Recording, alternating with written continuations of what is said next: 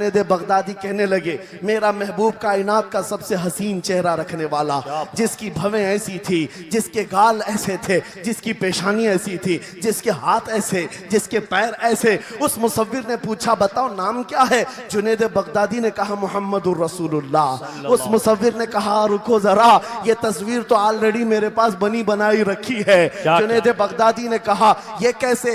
लोगों की ऑर्डर पर तू तस्वीर बनाता है, मेरे महबूब की तस्वीर पहले से कैसे रखी है? उस मुसव्विर ने कहा, बात दरअसल ये है, आप जिससे मोहब्बत करते हैं मैं भी उससे मोहब्बत करता हूं, हम दोनों का महबूब एक है, इसलिए तस्वीर पहले से बनी रखी है। जुनैद बगदादी ने कहा, अच्छा लाओ तो जरा हमारे महबूब की तस्वीर देख तो ले। वो मुसव्विर अंदर गया और कुरान पाक ला करके जुनैद बगदादी के सामने रखा और कहा, जुनैद क्या ये मेरे नबी की तस्वीर नहीं है? आंखें देखना हो तो पढ़ो, मा ज़ागल बसर हुआ मा तगा, चेहरा देखना हो तो पढ़ो, वद्दुहा वल्लैलि इज़ा सजा, हाथ देखना हो तो पढ़ो, वमा रमैत इज़ रमैत वलाकिन्नल्लाह रमा, अगर कदम देखना हो तो पढ़ो, ला उक़सिमु बिहादल बलद व अंत हिल्लुम बिहादल बलद, अगर सीना देखना हो तो पढ़ो, अलम नशरह लका सदरक व वदअना अन्का विज़रक, अगर इस नबी की गुफ्तार देखना हो पढ़ो, वमा यंतिकु अनिल हवा इन हुवा इल्ला वहयु यूहा, इस महबूब की अताएं देखना हो तो पढ़ो, इन्ना आतैना कल कौसर। बात बाबा, नारे तकबीर, नारे रिसालत, फैज़ाने कुरान मुक़द्दस। कहा था शायर ने, वो अंधेरा ही भला था कि कदम राह पे थे। क्या बात, वो अंधेरा ही भला था कि कदम राह पे थे, रोशनी लाई है मंजिल से बहुत दूर हमें, ये तरक्कियों ने हमें बहुत दूर कर दिया है। मेरे अजीजों, यहाँ इंसानों से ज्यादा कैमरे घोड़ों की शक्ल में बैठे हुए हैं। ये सारी चीजें मैं महसूस कर रहा हूँ, सिर्फ इसलिए बोल रहा हूँ कि हमारे असलाफ के जो जलसे हुआ करते, हमारे बुजुर्गों के जो जलसे होते थे, उसके बारे में कभी आप मालूमात हासिल करें, वो कैसे जलसे हुआ करते, उलमा का अदब कैसा होता, मशाइख का अदब कैसा होता, के साथ आता और बोलने वाला भी इखलास के साथ बोलता। ये सारी रूहानियत अगर खत्म हो गई तो इन जलसों का कोई मतलब नहीं रह जाता। इसीलिए मेरे अजीजों, यहाँ पान खाए हुए, गुटखा खाए हुए लोग मजलिस रसूल में अगर खड़े होकर सुनना चाहते हैं, नुक्कड़ पर और सड़क पर, मैं समझता हूं महफिल रसूल की बेहुरमती है। सैयदना शेख अब्दुल अजीज मुहद्दिस देहलवी के मुतालिक एक बात मुझे मिली थी। आप हुक्का नोशी फरमा रहे थे और इसी असना में आपको कहीं से मीलाद के पढ़ने की आवाज आई, आप वो हुक्का फेंक दिए और मजलिस मीलाद में चले गए, जाकर के बैठ गए और मीलाद पाक में जो मद्दाह रसूल थे वो कसीदा ऐसा पढ़ते रहे कि शेख साहब मगन हो गए, मस्त हो गए और वज्द तारी हुआ। इसी असना में आपकी आंख लग गई महफिल में आंख लगी, देखा रसूल पाक सल्लल्लाहु अलैहि वसल्लम तशरीफ लाए, सुभान अल्लाह, मजलिस मिलाद में हुजूर तशरीफ लाए। लेकिन शेख मुहद्दिस देहलवी कहते हैं, रसूल पाक का चेहरा सुर्ख था, गजबनाक थे। मैंने अर्ज किया, सरकार आप तशरीफ लाए हैं इस महफिल पाक में, लेकिन चेहरे पर गजब के आसार हैं। आप सल्लल्लाहु अलैहि वसल्लम ने फरमाया मुहद्दिस देहलवी से कि अब्दुल अजीज तुझे शर्म नहीं आती, उसी हुक्के के मुंह से मेरी महफिल में आ गया। अल्लाहु अकबर। मेरे अजीजों, नबी पाक सल्लल्लाहु ताला अलैहि वसल्लम की महफिल पाक का अदब नहीं करोगे, वो इश्क रसूल कहां से आएगा? यहाँ से क्या बोला जा रहा है, क्या पहुंचाया जा रहा है, उसकी तरफ तवज्जो होना जरूरी है। इसीलिए मैं आज बरमला इजहार करता हूं कि आज मुझे प्रोग्रामों वाला एक मुकर्रिर बनाकर लोग हर जगह घुमा रहे हैं ताजिया की तरह। मैंने ये देखा है और इनमें मेरा कोई इंटरेस्ट और शौक नहीं था इन जलसों का। मैं मस्जिद में खिताब करना ज्यादा पसंद करता कि वहां पाकीज़ा माहौल होता है, अदब से लोग बैठते हैं और सब बावजू हुआ करते हैं और दिल में बात उतरती भी है। लेकिन अगर बाहर भी हम महफिल कर रहे हैं तो मेरे अजीजों, जिम्मेदारी आपकी है कि इसको भी मस्जिद जैसा माहौल बना दे। बेशक बेशक, रूहानियत इतनी आ जाए कि हम इन दुनियावी लग़वियात से फारिग होकर खालिस मेरे आका की मोहब्बत में तशरीफ रखे। बेशक बस ये चंद जुमले शुरू में मुझे अर्ज करने थे, इस्लाह के लिए मुझे खड़ा किया गया है। और इन जलसों के तौर तरीकों को बदले मेरे उस्ताद गिरामी फरमाया करते, 3 रुकन होते हैं जलसे के, 3 रुकन होते हैं जलसे के। एक बोलने वाला मुकर्रिर, दूसरे इंतजाम करने वाली इंतजामिया, तीसरे ऑडियंस सुनने वाली पब्लिक। जलसे के ये 3 रुकन हैं और तीनों में अगर कहीं से इखलास खत्म हुआ ये जलसे का कोई असर नहीं होगा। अल्लाहु अकबर। आने वाले लोग भी मुखलिस हो, बोलने वाला आदमी भी मुखलिस हो, जलसा सजाने वाली इंतजामिया कमेटी भी मुखलिस हो, खालिसतन अल्लाह और उसके रसूल की रजा के लिए कर रहे हो, उन जलसों का बहुत असर हुआ करता है, बहुत असर हुआ करता है। लेकिन तीनों में भी आज देखा जा रहा है मेरे अजीजों, जलसा करने वाले इसलिए करने लग गए कि कंपटीशन करना है। उन्होंने इतना बड़ा किया, हम उससे बड़ा करेंगे। उन्होंने इस मुकर्रिर को बुलाया था, हम इस मुकर्रिर को बुलाएंगे। उन्होंने इतना खर्चा किया था, हम इतना चंदा करेंगे। आने वाली पब्लिक भी एंटरटेनमेंट के लिए आने लग गई कि हम देखते हैं इनके यहाँ कितने नारे लगते हैं, उनके यहाँ कितने नारे लगते हैं। बोलने वाला भी यही सोचने लग गया कि इनके ऊपर कितनी धौंस जमा सकता हूं, इन लोगों को कितना मैं अपनी तरफ अट्रैक्ट कर सकता हूं। अल्लाह शाहिद है, मैं इस चीज के लिए आपके सामने नहीं आया हूं। पूरे मजमे में आप भी खामोश बैठे रहे, नाज़िम इजलास भी और जिनके हाथ में माइक है ये भी। आप दिल में सुभान अल्लाह कहें और दिल में ही नारा लगाएं। मेरी बात मुकम्मल होने तक तवज्जो से सुनते रहें। ये खामोशी अब ये बता रही है कि ये चौक पर नहीं गुंबद खजरा की छांव में हो रही। सुभान अल्लाह, सुभान अल्लाह। वरना होगा ये कि रास्ते पर शोर शराबा और सड़कों को जाम किया जाना लोगों की नजर में ये ऐब मालूम होता है। लेकिन इसी माहौल को हम बदल करके भी जा सकते हैं। ये हमारा शिवा है पूरी दुनिया में कि सिर्फ और सिर्फ रसूल पाक की गुलाम कौम ऐसी है जो 1 मिनट में पूरा सन्नाटा तारी कर सकती है। बेशक। किसी ने एक साहब से पूछा था, वेल ट्रेन्ड फौज जो होती है, चाहे वो अमेरिका की हो कि रशिया की हो कि जापान की हो, चाइना की हो, उनसे पूछा गया कि अगर 10,000 फौज को सफों में खड़ा करना हो और उनको रेडी करना हो तो आपको कितना टाइम लगेगा? किसी के बारे में कहा कि अमेरिकी फौज के लिए हमें 4 घंटे लग जाएंगे, हम तरतीब दे देंगे। रशियन फौज के लिए 3 घंटे लग जाएंगे, चाइनीज और एक्टिव हैं, 2 घंटे में अपनी सफे तरतीब कर लेंगे। उस मुसलमान दानिश्वर ने कहा, अल्लाह का करोड़ों एहसान है, 1 लाख से ज्यादा का मजमा होता है हरम काबा में भी और हरम रसूल में भी। इमाम सिर्फ 1 मिनट में कहता है सफे दुरुस्त कर लो, किसी को डंडा मारने की जरूरत नहीं, सबकी सफे खुद दुरुस्त होती है। क्या बात, बेशक बेशक बेशक। ये कौम है जो अपनी सफे खुद दुरुस्त करती है। बेशक बेशक। मस्जिदों में, जुमा में, ईदगाह में जाकर कोई लकड़ी लेकर नहीं फिरता कि अपनी अपनी सफे दुरुस्त कर लो।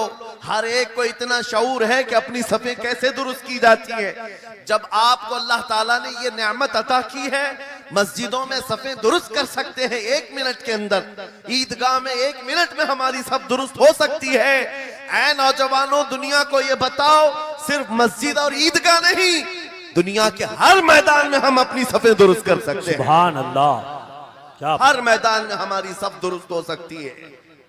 ये अल्लाह की तरफ से दी हुई बहुत बड़ी नेमत है। बस अब मजमा जो खामोश है और मुतवज्जे है, अब मेरी बात को आगे मैं बढ़ाता हूं, तवज्जो से सुने। कुरानी उलूम के मुताल्लिक आपके सामने चंद बातें रखूंगा, इसलिए कि मुझे कहा गया बड़ा पढ़ा लिखा मजमा है और मुसलमान के लिए पढ़ा लिखा होना बहुत लाजिम है, इसलिए कि जिहालत इस्लाम का अपोजिट है। जिहालत इस्लाम का अपोजिट है। आपको एक बात मैं बताऊं, जब भी कहा जाता है दौरे इस्लाम, यानी हुजूर सल्लल्लाहु अलैहि वसल्लम की आमद के बाद के हालात को दौरे इस्लाम कहते हैं, उससे पहले वाले जमाने को दौरे जिहालत कहते हैं। जबकि इस्लाम का अपोजिट तो कुफ्र होना चाहिए, कुफ्र होना चाहिए। ये दौरे इस्लाम है और इससे पहले दौरे कुफ्र था। नहीं, दौरे इस्लाम से पहले वाले दौर को दौरे जिहालत कहते हैं। इसलिए कि बताना है इस्लाम और जिहालत दो अपोजिट चीजें हैं, दो अपोजिट चीजें हैं। जाहिल हो और मुसलमान हो उसे जेब नहीं देता। जिस कौम पर आने वाली किताब हिदायत का पहला लफ्ज इक़रा से शुरू होता है, इक़रा बिस्मि रब्बिकल्लज़ी खलक़, कुरान का पहला लफ्ज जो आया है वो किस नाम से आया? पढ़ो अपने रब के नाम से, पढ़ो अपने रब के नाम से। और इल्म नहीं है तो कुछ नहीं है तुम्हारे पास। इमाम गजाली तो फरमाते अन्नासु कुल्लुहुम मौता इल्लल उलमा, ये सारे इंसान मुर्दा हैं, जिंदा अगर कोई है तो इल्म वाला है, इल्म वाला जिंदा है। और जिहालत की तारीकियों में भटकने वाले की मिसाल ऐसी ही है जैसे अंधेरी कोठरी में बैठा हुआ है, कहीं रोशनी का आने का इंतजाम नहीं, उसके सामने हलवा रखो कि गोबर रखो दोनों बराबर है। जाहिल आदमी के लिए ऐसा ही है, कभी उसका हाथ इसमें पड़ेगा कभी उसका हाथ इसमें पड़ेगा।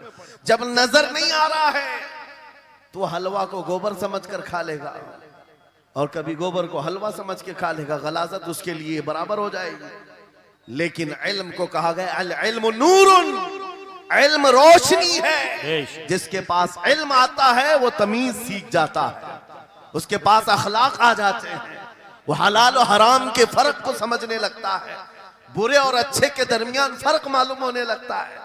इसीलिए मेरे अजीजों, मुझे बड़ा गर्व है और फख्र है, हमारी ही खानकाह से ये आवाज आती है आधी रोटी खाएंगे और बच्चों को पढ़ाएंगे। बेशक क्यों? बेशक उस अजीम खानकाह से ये आवाज दी गई, क्यों? सिर्फ इसलिए नहीं कि तुम बड़े होकर के डॉक्टर बनोगे, इंजीनियर बनोगे। लोगों की नजर में अब बात यही रह गई, ये पढ़ा इसलिए जाता है कि डॉक्टर बनना, इंजीनियर बनना है और कमाना है, बहुत कमाना है। इल्म जो है आज कमर्शियल बना लिया गया। इल्म इसलिए नहीं, इल्म इसलिए हासिल किया जाता है कि बंदा खुदा को पहचाने, क्या बात, बेशक बंदा अपनी हकीकत को पहचाने, बेशक जिंदगी गुजारने के उसलूब उसे मालूम हो जाए। इल्म इसलिए सिखाया जाता है। बहुत सारे लोग सिर्फ नौकरी के लिए समझते हैं कि इल्म हासिल करना चाहिए, नौकरी के लिए नहीं, अपने अखलाक को बुलंद करने के लिए इल्म आना बहुत जरूरी है। मेरे अजीजों, कुरान अजीम वो हिदायत की किताब तुम्हारे पास आई, इस कौम के लिए अलमिया नहीं है तो और क्या है, जो किताब उलूम का जखीरा है। आज दुनिया उस किताब पर रिसर्च कर करके नए इल्म फनून हासिल कर रही है। उस किताब को तो हम मुर्दों पर पढ़ने के लिए रखे हैं। वो कुरान अजीम जो हिदायत की किताब और सारे उलूम का सर चश्मा है, उस किताब को कहां पढ़ते हैं? मैयतों पर। किसी का इंतकाल हो गया तो तीजे में पढ़ेंगे, चहलुम में पढ़ेंगे, नवे में, 20वें में पढ़ेंगे। वो ईसाले सवाब के लिए सिर्फ रखा गया। और उससे थोड़ा आगे बढ़ गए तो कसम खाने के लिए कुरान। आओ चलो हम कसम खाते कुरान पे हाथ रख करके, कुरान पे हाथ रख के। मियां क्या कुरान कसम खाने की किताब है? कुरान की वो आयत मैंने सबसे पहले पढ़ी, अल्लाह फरमाता ज़ालिकल किताबु ला रैब फीही, ये वो किताब है जिसमें शक की गुंजाइश नहीं, और ये हिदायत है परहेजगारों के लिए। और कुरान में 3 जगह ये लफ्ज आया है, हुदल लिन्नास, हुदल लिल मुमिनीन, हुदल लिल मुत्तकीन। ये सारे इंसानों के लिए भी हिदायत है, ये सारे ईमान वालों के लिए भी हिदायत है, और परहेजगारों के लिए भी हिदायत है। सब हिदायत अलग अलग अंदाज से हासिल करते हैं। बारिश एक ही है बरसने वाली, जमीनें अलग अलग हैं। बहुत नरम जमीन हो तो वो जमीन बारिश से फायदा ज्यादा उठाती है, और थोड़ी सी ओबड़ खाबड़ जमीन हो तो वहां से फायदा कम आता है। बारिश एक ही है, कुरान बारिश हिदायत है। जिसके दिल की जमीन जितनी नरम होगी उतना वो उससे हिदायत उठाएगा, सुभान अल्लाह, बेशक, वाह, उतना उससे फायदा उठाएगा। और आज हालात ये हैं, ऐ नौजवानों अपने दिल पर हाथ रख करके बताओ, कुरान कितने लोगों ने पढ़ा है? कुरान कितने लोगों ने पढ़ा? मैं हाथ नहीं उठवाता, किसी भी बात पर हाथ मत उठाया करो। ना ही झूठे हाथ उठाना है, ना सच्चे हाथ उठाना है, ना ही किसी और को शर्मिंदा करना है। अपने दिल पे हाथ रख करके बताओ कुरान कितनी मर्तबा पढ़ लिया। क्योंकि कुरान पाक, बहुत सारे लोग ये समझते हैं मदरसे में बचपन में एक बार पढ़ लिया तो उसका हदिया हो गया, खत्म हो गया है, अब इसके बाद फिर हमारी मैयत पे ही पढ़ा जाएगा। इसलिए तो कुरान के उलूम से नावाकिफ हो गए। अरे समझना तो दूर की बात, देख करके पढ़ना भी मुश्किल है। आज लोगों का देख कर पढ़ना मुश्किल हो गया कुरान। तुम्हारे पास बहुत सारी किताबें नहीं है, बहुत सारे ग्रंथ नहीं, बहुत सारे वेद नहीं है जिनका शुमार ही नहीं है। तुम्हारे पास ओनली वन, एक किताब कुरान पाक, ऐसी महफूज किताब जिसके बारे में अल्लाह ताला खुद फरमाता है सूरह कमर में, वलक़द यस्सरनल कुरान लिज़िक्रि फ़हल मिन मुद्दकिर। हमने कुरान को याद करने के लिए आसान बनाया है कोई याद करने वाला? 4 बार ये आयत अल्लाह ताला फरमाता है कोई याद करने वाला? अल्लाह जब फरमा रहा है कुरान आसान है, तो कौन कहता है ये मुश्किल है? हमने खुद अपने हाथों तबाही को दावत दी है। दरसे कुरान को अगर हमने न भुलाया होता, ये जमाने ने जमाना न दिखाया होता, वो जमाने में मुअज़्ज़ज़ थे मुसलमान होकर, आज हम खार हुए हैं तारीके कुरान होकर। आज हम छोड़े बैठे हुए हैं। कुरान अजीम को छोड़कर बैठना कितनी बड़ी गुमराही है। आज हालात ऐसे आ गए कि कुरान को बदलने की बातें होने लग गई। क्यों? तुम उठाते ही नहीं। 26 आयतें निकाल दो, 25 आयतें निकाल दो, इसमें ये बातें उसमें वो बातें हैं। मुसलमान को तो पता भी नहीं है कौन सी आयतों के बारे में ये वावेला मचाया जा रहा है। अरे तुम पढ़ो, तुम्हारे लिए कुरान आया है। ये जितनी भी कॉन्फ्रेंसें हैं, मैं समझता हूं इसके बदले हर जगह सुबह व शाम कुरान पढ़ने और पढ़ाने का इंतजाम हो जाए। इस तरह के हजारों जलसों से वो अफजल है। क्योंकि ये मैं नहीं कह रहा हूं, मेरे आका फरमाते हैं खैरुकुम मन तअल्लमल कुरान व अल्लमा। तुम में से सबसे बेहतरीन आदमी वो है जो कुरान सीखे और दूसरे को सिखाए। बेशक बेशक, सबसे बेहतरीन आदमी वो है कुरान को सीखे और दूसरे को सिखाए। आज नौजवानों के अंदर एक बड़ी तादाद मुझे देखने को मिलती है, उनको छोटी छोटी सूरतें भी नहीं मालूम, कुरान देख करके पढ़ना भी नहीं आता। बचपन में हमारे माँ बाप ने हमको सीने से लगा करके कुरान मदरसा भेजने की आदत डाली थी, और जब स्कूल जाते थे तो बस्ता पीछे लगा के जाते थे। पता होगा, स्कूल जाते हैं तो बस्ता पीछे रख के जाते हैं, और कुरान पढ़ने के लिए जाते हैं तो सीने से लगा के जाते हैं। यह हमेशा से एक रीत रिवाज चला, बुजुर्गों का डाला हुआ कि बेटा कुरान हमेशा आगे होगा। लेकिन शऊर आने के बाद तुमने कुरान को पीछे डाल दिया, पीछे को आगे कर दिया। कोई इल्म ऐसा नहीं जो कुरान में मौजूद नहीं, कोई इल्म ऐसा नहीं। वला रतबिन वला याबिसिन इल्ला फी किताबिन मुबीन। मेरा मौला फरमाता है कोई खुश्की और तरी की बात ऐसी नहीं जो हमने कुरान में ना बयान की। वनज़्ज़लना अलैकल कुरान तिबयानन लिकुल्लि शै। रब फरमाता है हमने कुरान में हर चीज का वाज़ेह बयान उतारा है तुम पर। और सैयदना अब्दुल्ला इब्न अब्बास मुफस्सिरीन के सरदार, रसूल पाक सल्लल्लाहु ताला अलैहि वसल्लम के चचेरे भाई हजरत अब्दुल्ला बिन अब्बास कहते हैं लौ ज़ाअली इक़ालु बईरिन लवजदतुहु फी किताबिल्लाह।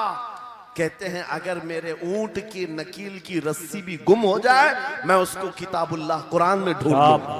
क्या बात, वाह वाह वाह वाह। मैं उसको कुरान में ढूंढ लूंगा। उनके पास उलूम कुरान थे। और आप क्या समझते हैं कुरान में क्या नहीं है? साइंस की इजादात को अगर आप लेकर के बैठे, मैंने अपना पूरा बयान रिकॉर्ड किया है 2 साल कबल ही। यहां वक्त की किल्लत है, मैं आपके सामने अर्ज करता हूं।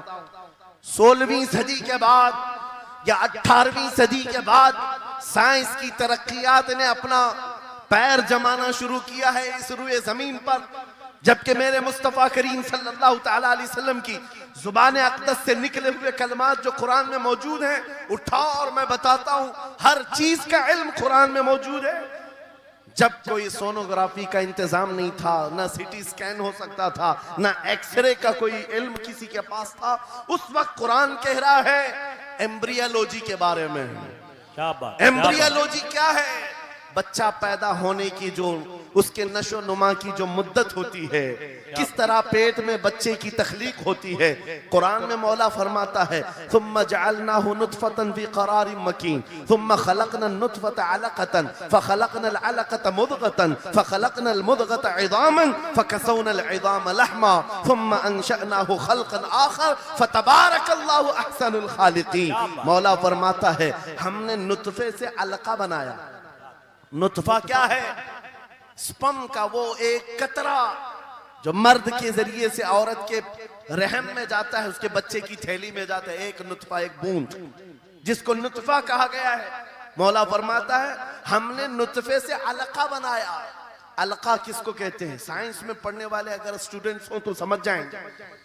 अगर कोई मेडिकल साइंस का कोई स्टूडेंट है तो उसे मालूम होना चाहिए एम्ब्रियोलॉजी में चिपचिपा हुआ च्युइंगम जो होता है उसको अलका कहते हैं अरबी में।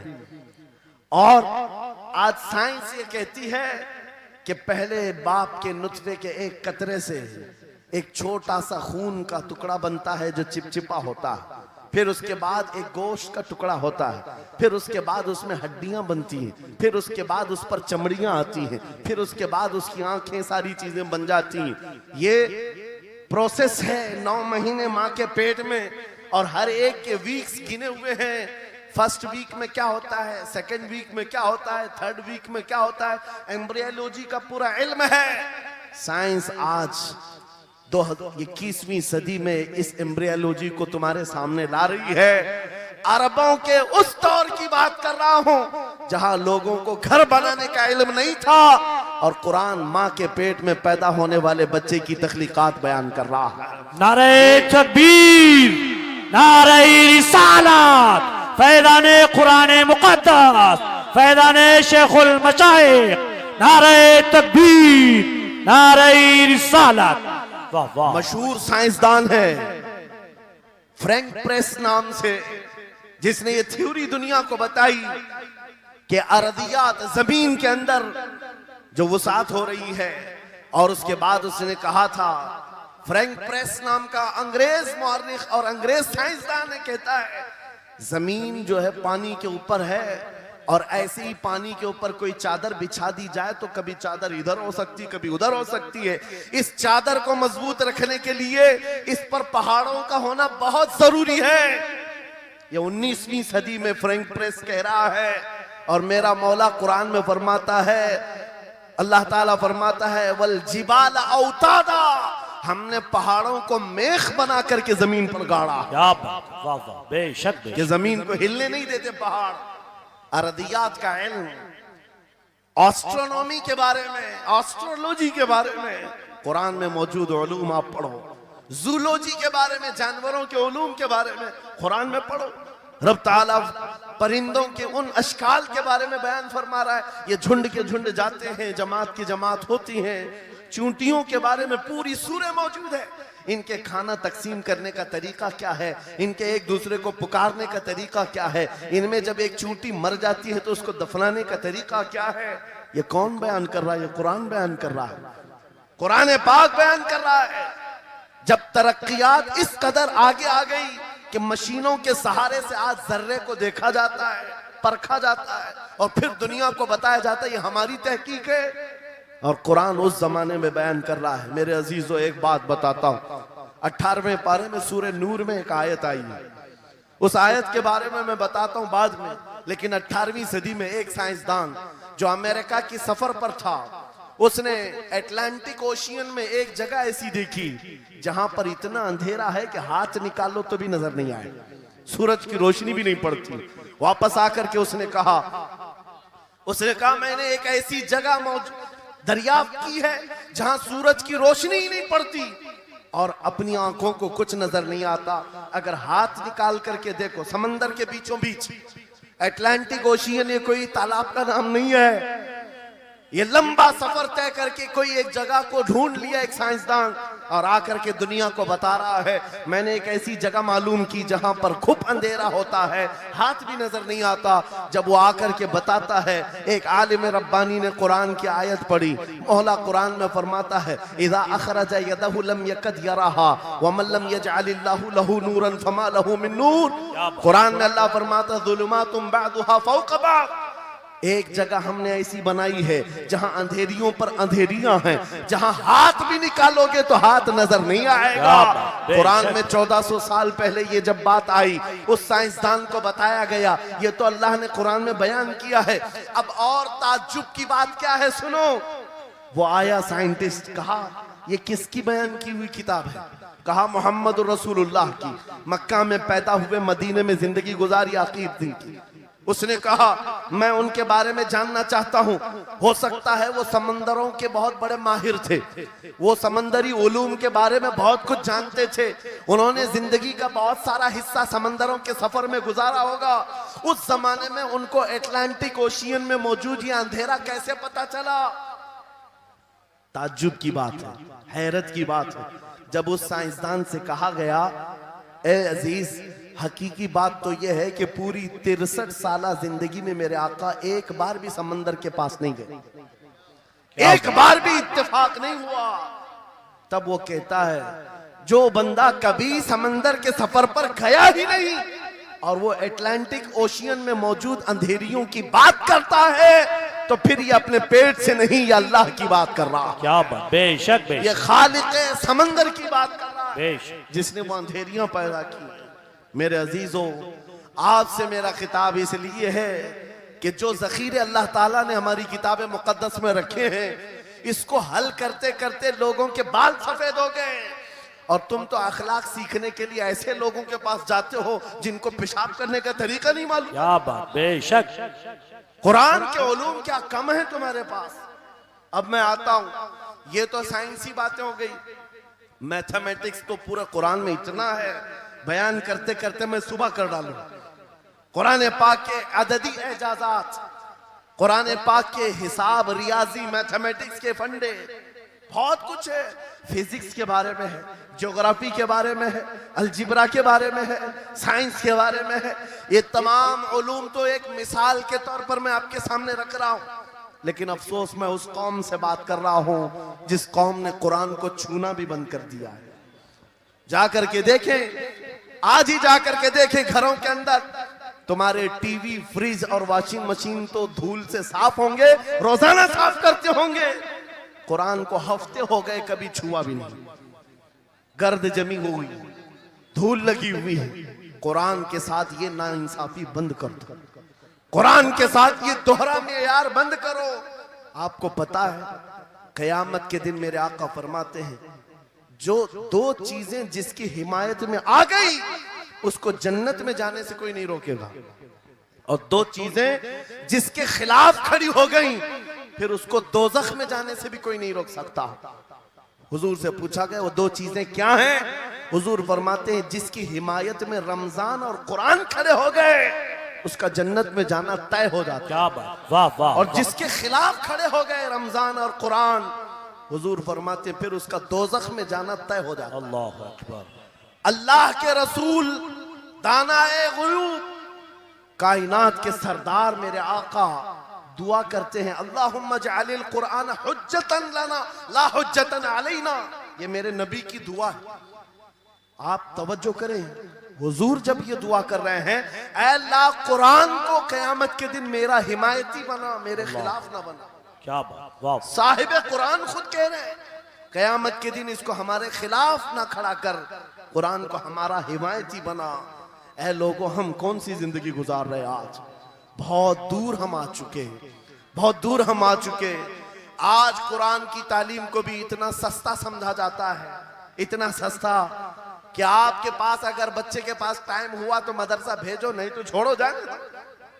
मदरसों में आने वाले वो बच्चे जिनकी नाक बह रही हो, कपड़े ढंग के ना हो, कारी साहब और हाफिज साहब खुद ही उसको साफ भी करें, खुद ही पढ़ा करके भी भेजे। क्या तुम अपने वक्त की मशहूर कॉन्वेंट स्कूल में भी इसी तरह अपने बच्चों को भेजते हो?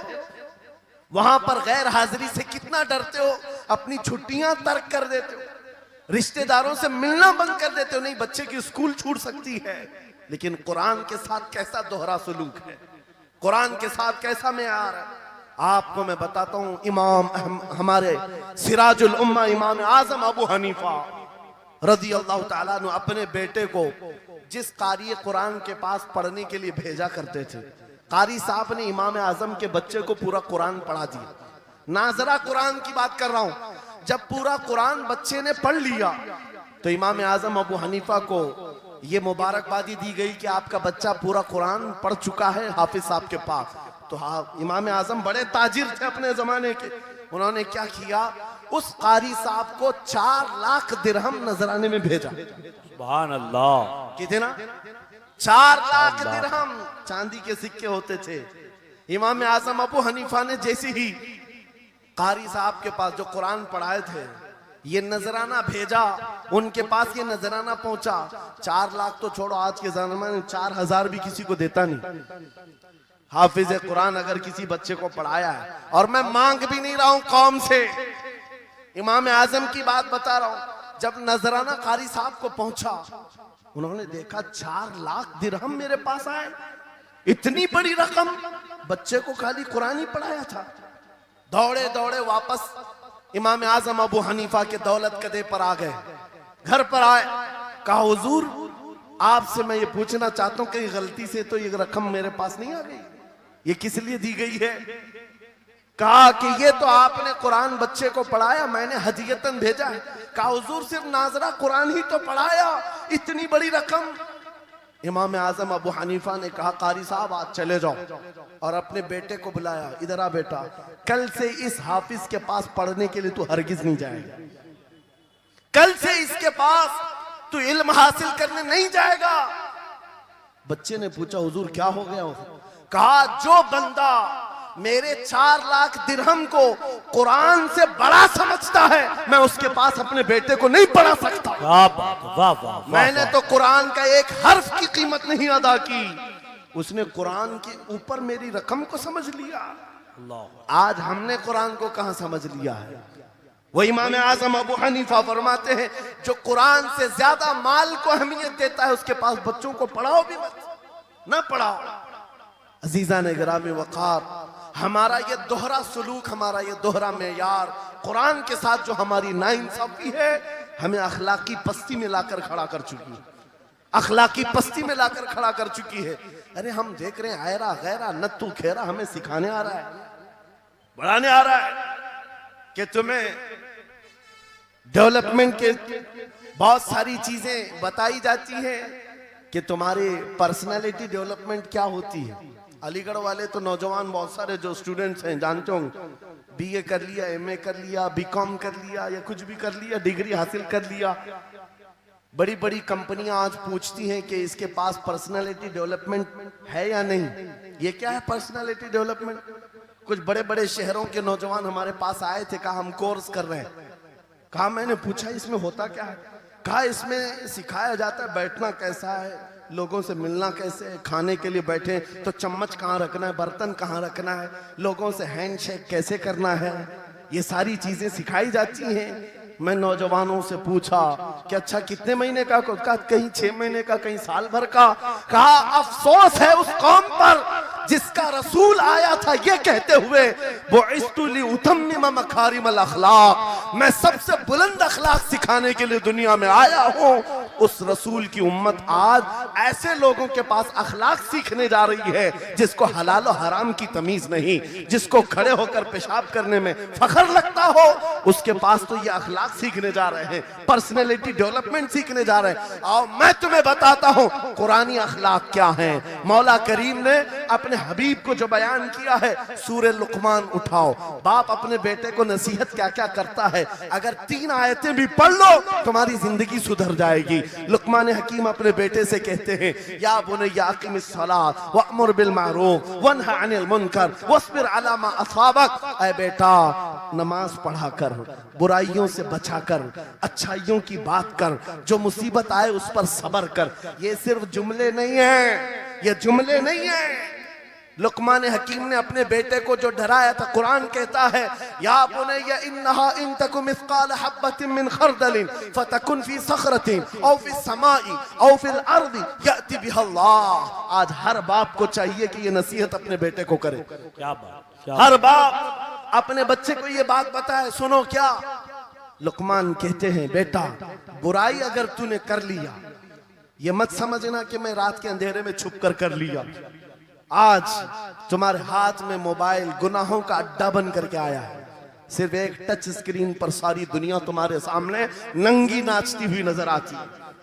कितने नौजवानों ने अपने अखलाक का कत्ल कर लिया है, उनकी आंखें हया से नापाक हो गई हैं। कितने लोगों ने अपना नूर ईमान बेच दिया मोबाइल की स्क्रीन पर चलने वाली इन बेहया तस्वीरों पर। कितने तो फरेफ्ता हो गए, कितने जवानी बर्बाद कर चुके। तुम क्या समझते हो मेरे अजीजों, एक जवान ने मुझे बताया था, रात के वक्त मैं तन्हा मोबाइल लेकर बैठा था, अचानक पर्दा हिला तो डर लगा, जल्दी से स्क्रीन ऑफ किया, बैठा। मुझे लगा माँ आई होगी, बाप आया हो, कोई आया होगा, लेकिन कोई नहीं। पर्दा हिला, एक बिल्ली आई थी, इससे भी डर लग गया। मैंने कहा पर्दे के हिलने से इतना डर है कि कोई आ जाए, तेरा ईमान कहां गया? वो मौला कहता है यअलमु खाइनतल अयुनि वमा तुख्फी सुदूर। वो रब तुम्हारे दिलों में गुजरने वाले हालात को भी देख रहा है, बेशक तुम्हारी आंखों की खयानत को भी वो देख रहा है। जब तुम्हारा यकीन ही खत्म हो गया तो क्या करोगे? इसीलिए अरबी का मशहूर मकौला है इदा लम तस्तही फफअल मा शिअत वस्ना मा शिअत।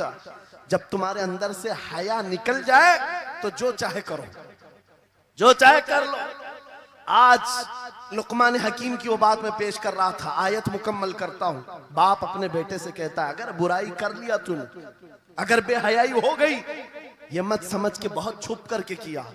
आज से 4000 साल पहले लुकमान हकीम कह रहे हैं अपने बेटे से, अगर बुराई तू आसमानों में जाकर करेगा, या पहाड़ के अंदर घुस कर करे, या जमीन के अंदर जाकर करे, कहीं पर भी कर ले। जबकि ये तीनों चीजें उनके जमाने में नहीं थी, न पहाड़ों के अंदर जाकर के करने का तसव्वुर, न जमीनों के अंदर जाने का, न आसमानों में उड़ने का तसव्वुर। ये सब आज के दौर में मुमकिन है।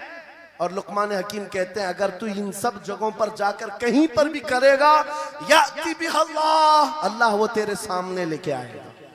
बेशक फमन यअमल मिस्काल ज़र्रतिन खैरन यरा वमन यअमल मिस्काल ज़र्रतिन शर्रन यरा। तुम अगर राई के दाने के बराबर भी नेकी करो, अल्लाह वो तुम्हें दिखाएगा। राई के दाने के बराबर भी बुराई करो, अल्लाह तुम्हें दिखाएगा। अखलाक सीखने के लिए दूसरी जगह जाते हो, अगर ये फार्मूला किसी को याद हो जाए, मैं कहता हूं सारे सीसीटीवी कैमरे बंद हो जाए, इस बंदे को कोई बहका नहीं सकता जिसके दिल में सिर्फ इतना ख्याल है कि मेरा मौला मुझे देख रहा है, बेशक बेशक मेरा रब मुझे देख रहा है। उसकी निगरानी के लिए किसी कैमरे की जरूरत नहीं, किसी सीसीटीवी की जरूरत नहीं। अजीजा ने गिरामी वक़ार, बच्चों के दिलों में अखलाक बाद में आएंगे, अल्लाह का खौफ उनके दिल में डालो। अल्लाह देख रहा है, एक दिन तुम्हें हाजिर होना है, सब लाया जाएगा, सब लाया जाएगा। जो कुछ किया था, जो कुछ कहा था, सब लाया जाएगा। लुकमान हकीम ने अपने बेटे को अखलाक सिखाया। क्या सिखाया? वक़्सिद फी मशीका वग़दुद मिन सौतिका इन अनकरल अस्वाति लसौतुल हमीर। चलना हो तो मियाना अंदाज में चलो, ऐसे नहीं कि अकड़ कर चलना है या झुक कर चलना है। एतदाल के साथ चलो और आवाज को नरम रखा करो। बेशक कुरान कहता है सबसे बुरी आवाज गधे की आवाज है। लोग आज चिल्लाते हैं, एक दूसरे को ठट्टे मारते रहते हैं। ये महफिलों के आदाब भी नहीं, ना ही तुम्हारे अखलाक हैं।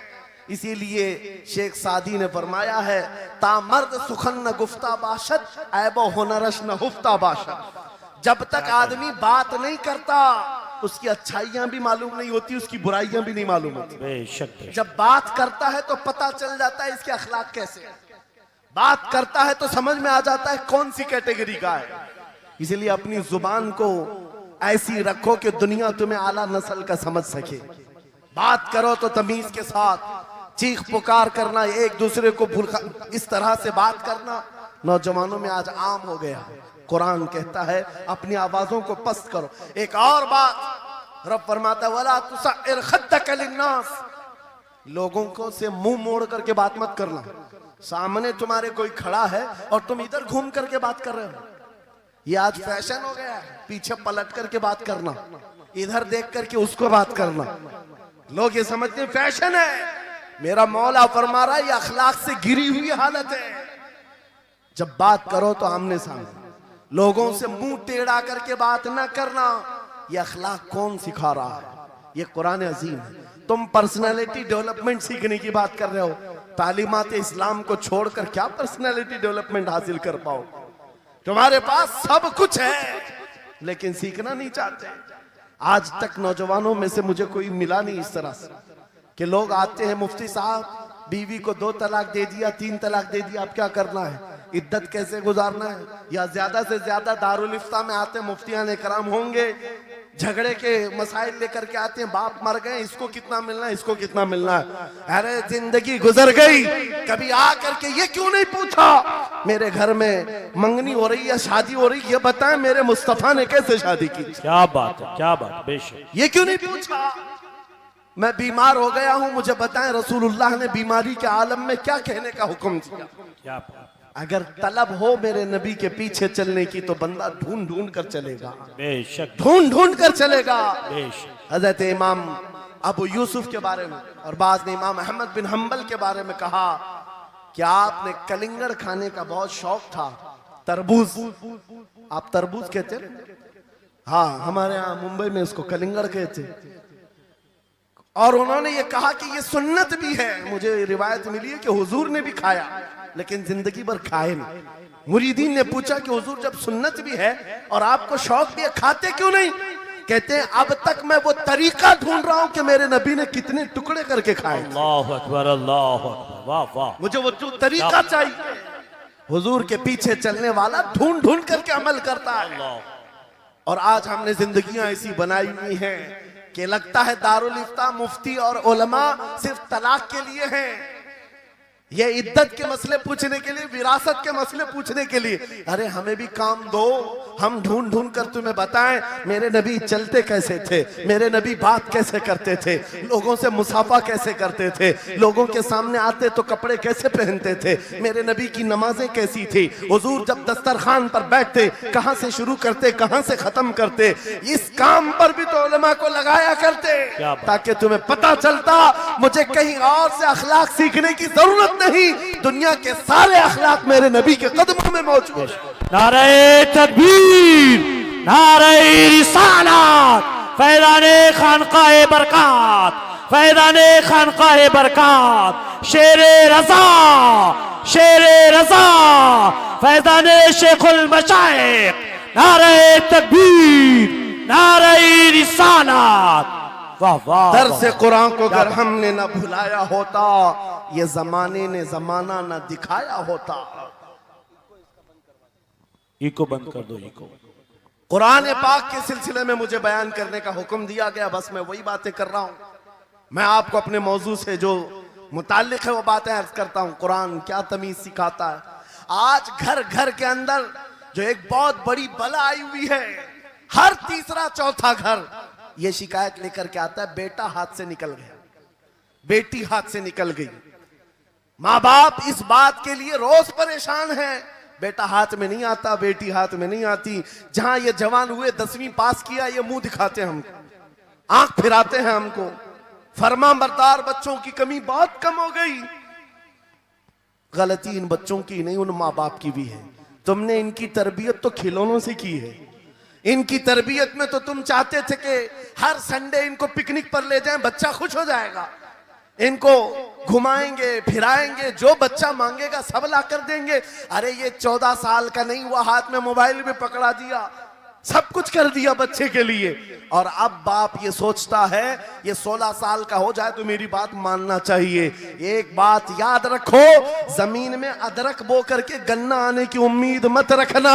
बेशक बेशक, जो बोते हो वही फसल आती है। मेरे नबी ने फरमाया अल्लिमु औलादकुम सलासा खिसालिन हुब्ब नबीकुम व हुब्ब अहली बैतिही व तिलावतल कुरानिल करीम। मेरे आका की हदीस है, हुजूर फरमाते हैं अपनी औलाद को सबसे पहले 3 बातें सिखाओ। तीन बातें सिखाओ। क्या है? नंबर 1, अपने नबी की मोहब्बत सिखाओ। बेशक, सुभान अल्लाह। क्या होगा इससे? तुम जिस बात के लिए आज परेशान हो ना, 16 साल के बाद मेरा बच्चा मेरा फरमाबरदार बने, याद रखो तुम अगर इस बच्चे को नबी की मोहब्बत डालो, 16 साल नहीं, तुम्हारा बेटा 60 साल का होगा, तब भी सर झुकाकर तुम्हारे साथ खड़ा रहे। क्या बात, बेशक बेशक। तुम उसके दिल में अल्लाह रसूल की मोहब्बत डालो, अल्लाह तुम्हारी मोहब्बत उसके दिल में डाले। बेशक बेशक। ये रिटर्न दिया जाता है। नंबर 1, अपने नबी की मोहब्बत। नंबर 2, रसूल पाक के अहले बैत की मोहब्बत। मेरे आका फरमाते हैं बच्चों को सिखाओ। तीसरी चीज कुरान की तिलावत। ये 3 चीजें सिखाओ सबसे पहले बच्चों को। लेकिन इन 3 चीजों से तो हम बच्चों को छोड़ ही चुके। सबसे पहली चीज जो सिखानी थी वो अपने नबी की मोहब्बत। अजीजा ने गिरामी वखार, आज घर घर के अंदर ये जो मुसीबतें आई हैं, माँ बाप की नहीं सुनता।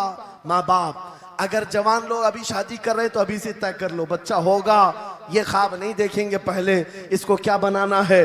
तुम अगर अल्लाह उसके रसूल की मोहब्बत डालने की ख्वाब लेकर उस बच्चे की तरबियत करो, इंशाल्लाह वो डॉक्टर भी बनेगा, इंजीनियर भी बनेगा, प्रोफेसर भी बनेगा, लेकिन साथ में आशिक रसूल भी बनेगा। सुभान अल्लाह, सुभान। और जहां ये दौलत लेकर के खड़ा होगा, इश्क रसूल की दौलत लेकर खड़ा होगा, और प्रोफेसर भी हो जाए, डॉक्टर भी हो जाए, कुछ भी हो जाए। देखो मशाइख मारहरा जिनके वालिदैन ने उनकी तरबियत की, उनको दुनियावी उलूम का माहिर तो बनाया है, क्या? लेकिन आज तक आपने देखा कॉलेज में पढ़ाने वाला प्रोफेसर लाखों मुरीदीन की दस्तगीरी भी कर रहा हो और उनकी शरीयत और तरीकत को बयान भी करता हो। बेशक। नारे तकबीर, नारे रिसालत, फैज़ाने हसनुल उलमा, फैज़ाने हसनुल उलमा। तालीम नारे इस्लाम तकबीर कॉन्फ्रेंस के लिए, वाह वाह वाह, तालीमात इस्लाम के लिए ये घराना आइडियल है। मैं मुबालगा आराई नहीं कर रहा हूं, मुबालगा आराई नहीं कर रहा हूं। जहां पर एक बेटे को बाप ने वक्त का एक बड़ा प्रोफेसर बनाया तुम्हारे इसी शहर का, दूसरा बेटा अगर इनकम टैक्स का चीफ बन चुका हो, क्या बात, तीसरा अगर पुलिस की डिपार्टमेंट में डीआईजी या बड़े ओहदे पर पहुंचा हो, लेकिन हमने हर एक को देखा, चाहे ये दुनिया के किसी मकाम पर जाएं, जब ये अपने असलाफ की बारगाह में आते हैं तो सर झुकाए हुए शरीयत के तरीकत के संगम नजर आते। क्या बात, बेशक बेशक। क्यों? इसलिए कि इनकी तरबियत सिर्फ और सिर्फ ट्यूशन के बहाने नहीं छोड़ दी गई थी, क्या कहने, लोगों की गोद में डालकर। जैसे आज लोगों को लगता है बच्चे को पढ़ाने के लिए महंगी स्कूल दे दो, अच्छी से अच्छी स्कूल, और बच्चा आए तो शाम में ट्यूशन के लिए किसी टीचर या प्रोफेसर को दे दो। बच्चा तुम्हारी गोद में आया ही नहीं। संडे संडे तो बाप से बच्चे की मुलाकात होती है, और वो भी पिकनिक के नाम पे होती है। क्या कहने, ये हालात जब बच्चों के साथ तरबियत के होंगे तो ये बच्चे जिनसे तरबियत हासिल की है उनके नक्शे कदम पर चलेंगे। लेकिन तुम अगर शरीयत का ट्रांसफर चाहते हो, स्कूल भी पढ़ाओ, ट्यूशन भी पढ़ाओ, लेकिन इश्क रसूल की दौलत अपने सीने से इनके सीने में डालो। बिल्कुल, बेशक बेशक। अजीजा ने गिरामी, मेरा मौला फरमाता है वक़ज़ा रब्बुका अल्ला तअबुदू इल्ला इय्याहु व बिल वालिदैनि इहसाना। माँ बाप के साथ भलाई का हुक्म मेरा मौला फरमाता है। रब ने तुम्हारे फैसला किया है अल्लाह के सिवा किसी की इबादत ना करो, वालिदैन के साथ अच्छा सलूक करो। और कैसा सलूक? वला तकुल्लहुमा उफ़्फ़िन वला तनहरहुमा, उनको उफ तक ना कहो, उनको झिड़क कर बात ना करो। नौजवानों याद रखो, जिस दिन तुमने अपनी माँ या अपनी बाप को उल्टा जवाब देना शुरू किया, उस दिन से तुम पर रिज्क के दरवाजे बंद हो जाते हैं, बरकत के दरवाजे बंद हो जाते हैं। और ये तो बड़ी बात है, हजरत मौलाना रोम फरमाते हैं, माँ या बाप बच्चे को बात करने में जिस दिन डरने लग जाए, पता नहीं मेरा बेटा क्या समझेगा बोलूं, जिस दिन वो तुमसे बात करने में डरने लग जाए, समझ लो दुनिया का सबसे बुरा दिन तुम्हारा शुरू हो चुका है, शुरू हो चुका है। होना तो ये चाहिए कि तुम्हारी जवानी नहीं, तुम्हारी उम्र बीतने को आ गई, अगर माँ बाप को अल्लाह ने सलामत रखा, चाहे वो बूढ़े बिस्तर मर्ज पर हो, उस वक्त भी अदब के बाजू फैलाए हुए हो, अदब के बाजू। आपको पता है सहाबा इकराम बैठे, मेरे आका सल्लल्लाहु अलैहि वसल्लम, एक खातून आई, रसूल खड़े हो गए, अपनी चादर बिछाया, उस खातून को बिठाया। सहाबा कहते हैं हमने एक खातून को, आई हुई खातून को इतना अदब करते हुए रसूलुल्लाह को पहली बार देख रहे थे। वो खातून आई, बैठी, मुस्कुराई, बातें की और चली गई। सहाबा ने पूछा या रसूलल्लाह, इस खातून का अदब क्या है? मेरे आका फरमाते हैं ये मेरी दाई, मेरी दूध पिलाने वाली माँ हलीमा सादिया। क्या बात, वाह वाह। पैदा हुए नहीं, दूध पिलाई हुई माँ का यह अदब मेरे नबी ने सिखाया। ये अखलाक कुरान के हैं मेरे अजीजों, कुरान के हैं। याद रखो नौजवानों, इन बूढ़े माँ बाप को आज जितने लोगों ने तरसाया है और उन्हें घुट घुट कर जीने पर मजबूर किया है, वो आज की रात तौबा करके जाएं, तौबा करके जाएं, मुसाफा करें, उनके हाथ चूमें। ये तुमसे क्या तमन्ना रखते हैं? बस इतनी कि तुम अपने पैरों पे खड़े हो जाओ, ढंग का कमाना सीख जाओ। नौजवान को इनका डांटना बुरा लगने लगता है। माँ बार बार चिल्लाती है, बाप बार बार डांटता है, घर छोड़कर भाग गया। फिर उसके बाद याद रखो अल्लाह ताला ऐसे जूतों पर तुम्हें डाल देता है जो तुम्हारी हैसियत के भी नहीं होते, कमतर लोग तुम्हें हाँकते रहते हैं। इससे बेहतर है हमें पैदा की हुई माँ, हमें दूध पिलाई हुई माँ अगर डांटती है, कोसती है, मारती है, ये नेमत है। बेशक। एक नौजवान के बारे में मैं अक्सर कहा करता, हमारे साउथ का था, बड़ा बिगड़ा हुआ। माँ मेरे पास आई थी, कह रही थी इसको समझा ले, मैं बेवा हूं, मैं बेवा हूं, इसका बाप बचपन में मर गया, ये बच्चा 2 साल का था, मेरा शोहर मर गया, मैं घरों की पतेलियां मांझ मांझ करके इस बच्चे को बड़ा की हूं, लेकिन आज ये औबाश बन गया है। बदमाशों की दोस्ती। मैंने उस नौजवान को बुलाया था, अपने करीब किया, समझाया, अल्लाह ने उसको समझ दे दी। वो लड़का थोड़ा बहुत सीधे रास्ते पर आया और बेंगलुरु गया था कमाने के लिए। मैंने कहा नौकरी कर, तेरी माँ कुछ नहीं चाहती, वो जिंदगी तो गुजार चुकी, अपने हाथों से कमाई है, बस ये चाहती है कि तेरी कमाई का एक लुकमा खा ले। ऐ नौजवान, क्या अपनी माँ को इतना भी सुख नहीं देना चाहता? गया था कमाने के लिए। मेरे अजीजों, आज भी वो मौजूद है, आज भी है। वो कमाया, महीना भर गुजरा था या 2 महीने ही, अपनी तनख्वाह लेकर के वतन वापस आया। अपने घर के पास जिस दिन वो पहुंचा था, घर के बाहर बहुत भीड़ जमी थी। लोगों से पूछा उसने तो पता चला उसकी माँ आज ही सुबह इंतकाल की। अल्लाह अकबर। वो पैसों की गड्डी ला करके जो कमाया था 1 महीने 2 महीने की तनख्वाह माँ के कदमों में रख दिया। बहुत रोया। ये बात मैं तकरीरों में इसलिए कहता हूँ, उसने कई बार कहा मुफ्ती साहब नौजवानों को सिर्फ इतनी बात कहें, मैं इस अजाब में रोज मरता हूँ। मेरी माँ जिंदगी भर लोगों के जूठे मांझ करके मुझे खिलाती रही और मैं एक लुकमा मेरी माँ को खिला न सका। जिस दिन मैं लाया था पैसे, ये तो दुनिया से चल पड़ी। मुझे आज रोज इस बात का गम सताता है। आप नौजवानों से खिताब करते हैं, कम से कम इनसे कह दें कि तुम्हारे माँ बाप जिंदा हैं, होश में आ जाओ, अपने हाथों से उनको खिला तो सको, उनके हाथ पकड़कर चला तो सको, इसलिए कि दुनिया की अजीम नियामत है।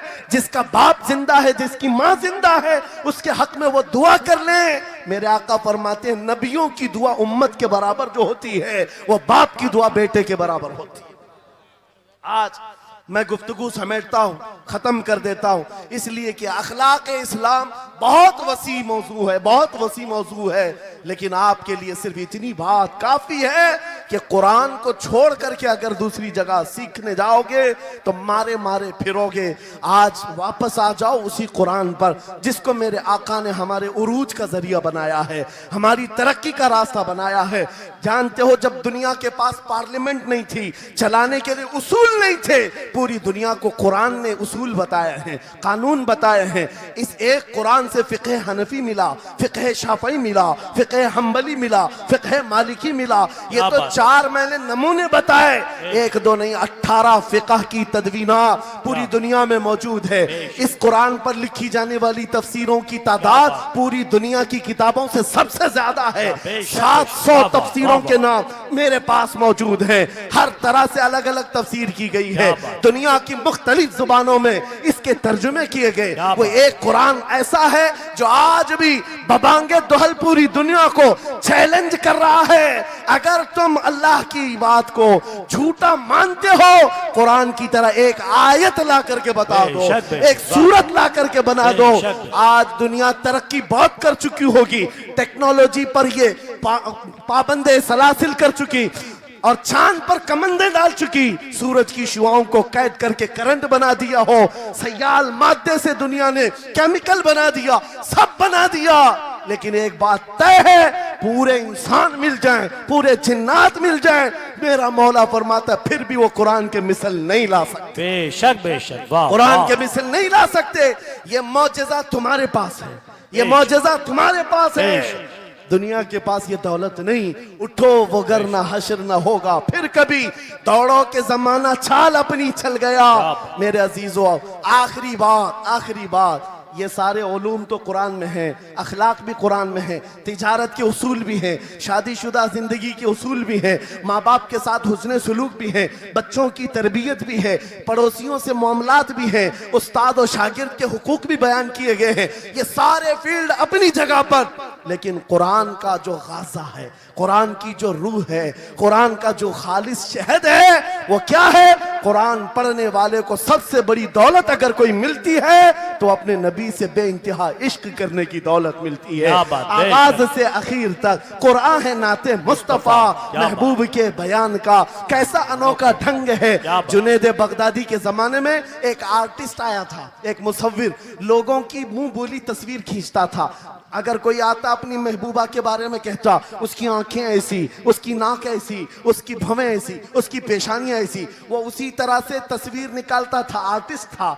और लोगों की कतारें लगी थी अपने अपने महबूबाओं की तस्वीरें निकालने के लिए, इसलिए कि आपकी तरह मोबाइल उस जमाने में नहीं थे जो हर घड़ी खींच लिया करें। वो जुनैद बगदादी का दौर, आर्टिस्ट तस्वीर निकालता था। जब ये बात पता चली, हजरत जुनैद बगदादी भी उस मुसव्विर के घर चले गए, लाइन में खड़े हो गए। जब आपका नंबर आया तो उस मुसव्विर ने पूछा, मौलाना आपका क्या काम है? वक्त के सैयद ताइफा का, मैंने सुना है तू लोगों के महबूबाओं की तस्वीरें खूबहू खींच कर देता है, मैं चाहता हूं मेरे भी महबूब की तस्वीर खींचो। वाह वाह। तो उसने कहा बताओ, कलम लिया बैठा, बताइए आपके महबूब का हुलिया क्या है? जुनैद बगदादी कहने लगे, मेरा महबूब कायनात का सबसे हसीन चेहरा रखने वाला, जिसकी भवें ऐसी थी, जिसके गाल ऐसे थे, जिसकी पेशानी ऐसी थी, जिसके हाथ ऐसे, जिसके पैर ऐसे। उस मुसव्विर ने पूछा, बताओ नाम क्या है? जुनैद बगदादी ने कहा, मुहम्मदुर रसूलुल्लाह। उस मुसव्विर ने कहा, रुको जरा, ये तस्वीर तो ऑलरेडी मेरे पास बनी बनाई रखी है। जुनैद बगदादी ने कहा, ये कैसे? लोगों की ऑर्डर पर तू तस्वीर बनाता है, मेरे महबूब की तस्वीर पहले से कैसे रखी है? उस मुसव्विर ने कहा, बात दरअसल ये है, आप जिससे मोहब्बत करते हैं मैं भी उससे मोहब्बत करता हूं, हम दोनों का महबूब एक है, इसलिए तस्वीर पहले से बनी रखी है। जुनैद बगदादी ने कहा, अच्छा लाओ तो जरा हमारे महबूब की तस्वीर देख तो ले। वो मुसव्विर अंदर गया और कुरान पाक ला करके जुनैद बगदादी के सामने रखा और कहा, है जुनैद, क्या ये मेरे नबी की तस्वीर नहीं है? आंखें देखना हो तो पढ़ो, मा ज़ागल बसर हुआ मा तगा, चेहरा देखना हो तो पढ़ो, वद्दुहा वल्लैलि इज़ा सजा, हाथ देखना हो तो पढ़ो, वमा रमैत इज़ रमैत वलाकिन्नल्लाह रमा, अगर कदम देखना हो तो पढ़ो, ला उक़सिमु बिहादल बलद व अंत हिल्लुम बिहादल बलद, अगर सीना देखना हो तो पढ़ो, अलम नशरह लका सदरक व वदअना अन्का विज़रक, अगर इस नबी की गुफ्तार देखना हो पढ़ो, वमा यंतिकु अनिल हवा इन हुवा इल्ला वहयु यूहा, इस महबूब की अताएं देखना हो तो पढ़ो, इन्ना आतैना कल कौसर। बात बाबा, नारे तकबीर, नारे रिसालत, फैज़ाने कुरान मुक़द्दस, फैज़ाने कुरान मुक़द्दस, फैज़ाने खानक़ाह इमारत, आगाज से आखिर तक कुरान है नाते मुस्तफा, महबूब के बयान का कैसा अनोखा ढंग है।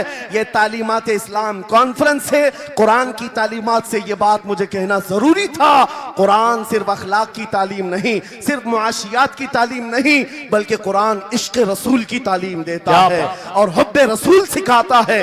इसलिए हम उसी हुब्बे रसूल के साथ इस जलसे का इख्तिताम करते हैं। उस कुरान की तालीम ऐरे गैरे से भी भी नहीं हासिल करना, बुझे हुए दिल से भी नहीं क्या लेना, अंधे लोगों से भी मत पढ़ना जो कुरान तो पढ़ा देंगे कुल हु अल्लाहु अहद, लेकिन बाद में ये नहीं बताएंगे किस पर उतरा था। कुरान अगर पढ़ना है तो कंजुल ईमान से पढ़ा करो। जहां बरेली का इमाम ये भी बताएगा, कुरान पढ़ने वाला अपने नबी को ये नहीं कहेगा मेरा नबी मेरे जैसा था या उसका इल्म ऐसा था वैसा था, बल्कि बरेली का इमाम बताएगा कुरान पढ़ने वाला अपने नबी को यूं कहेगा, सरवर कहूं के मालिक मौला कहूं तुझे, बागे खलील का गुले ज़ैबा कहूं तुझे, तेरे तो वस्फ ऐब तनाही से हैं बरी, हैरान हूं मेरे शाह मैं क्या क्या कहूं तुझे, लेकिन रज़ा ने खत्म सुखन इस पे कर दिया, खालिक का बंदा खल्क का आका कहूं। वाह वाह वाह वाह, नारे तकबीर, वाह वाह वाह वाह वाह।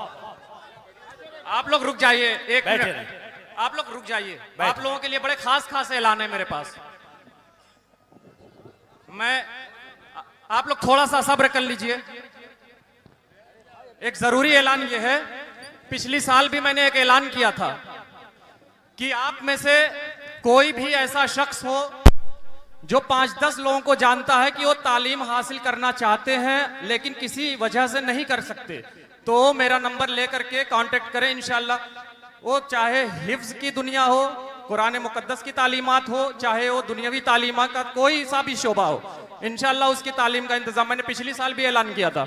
दूसरा, सिर्फ एक seat master of business administration की, MBA की एक सीट है, आपका कोई खर्च नहीं हो रहा, सिर्फ एक कोई भी ऐसा तालिब इल्म है जो MBA करना चाहता है वो भी कांटेक्ट कर सकता है, इंशाल्लाह उससे कोई भी फीस नहीं ली जाएगी। अब मैं हमारे पास जो अवार्ड की, सबसे पहले मैं